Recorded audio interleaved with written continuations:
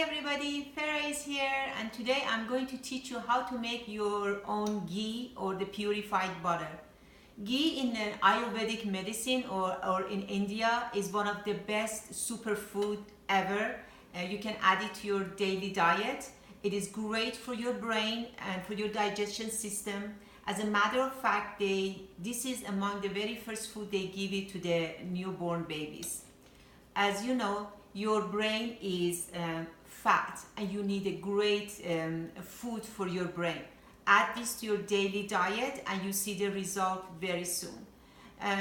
It is one of the oil, it has the high burning sensation or high heat sensation, so you can use it in your cooking on a daily basis, and it has really medicinal values.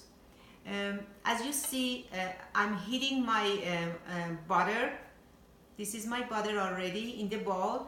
I melt my butter over as a bain-marie way because I don't want to heat it directly. And in this case, you get rid of all those bad things exist in the butter, and many people have allergy like casein and the lactose. You remove all those stuff from the milk and from the butter, and then what is left over is the great quality fat.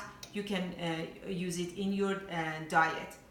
There are foams over the butter. I just slowly remove it from the top of the butter. You have to remove it as much as you can. So the process is very slow and time consuming, but at the end you have a great quality butter or the ghee, which is quite expensive if you want to buy it from outside.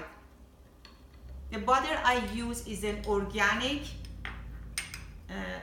pasture-raised butter. I use the Amish roll butter. This is the butter I ordered it, and I usually use this one because I know this is organic and it has a very good quality. And then if you look at my bowl, it's a glass bowl, to show you at the bottom you can see all those milky liquid that sits at the bottom.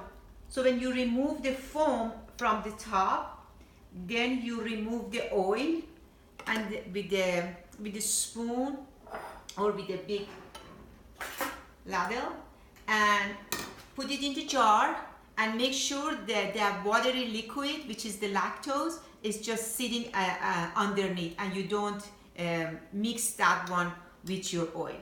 So you remove the foam, get the oil, put it in the jar, and make sure to leave the casein or the lactose underneath, the watery liquid or the whey underneath, and don't touch it. You can even use you can keep that water. It's really not bad. You can use it for a soup or something. If you are not if you don't have allergy to any lactose, you can use it.